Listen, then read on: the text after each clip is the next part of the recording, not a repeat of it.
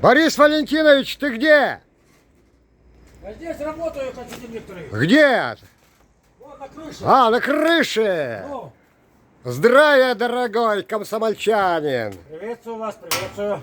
Повернитесь, пожалуйста, себя сюда и будьте немножко внимательны. Слушаю вас внимательно. Вы знаете, что в этом году состоится 65-летие со дня запуска нашей школы?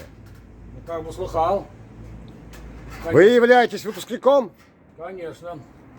Так, а где вы родились? Я родился в Комсомольске. В Комсомольске. Конечно. То есть Коренной житель.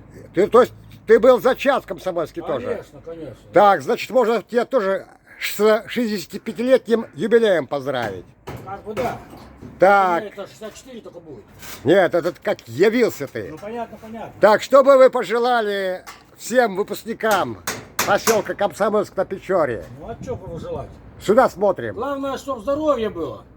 А остальное все будет. Также вот, меня 64-й год, ковыряюсь, видишь, лажу по крыше, потихонечку стучу. Но со дня зачатия тебе скоро будет 65. Нет. Как нет? 58-12 ноября. А зачали тебя когда? Ну, блин. Когда зачали, это история об этом умалчивает. Нет, нет.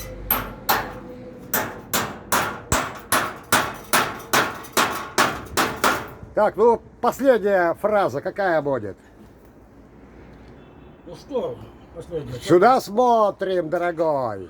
Несли, что будет. Последняя фраза. Чтоб главное, все было нормально, поселок процветал. И чтоб никто не болел. И мирное небо над головой. И больше было зачатий Все. продуктивных. На этом.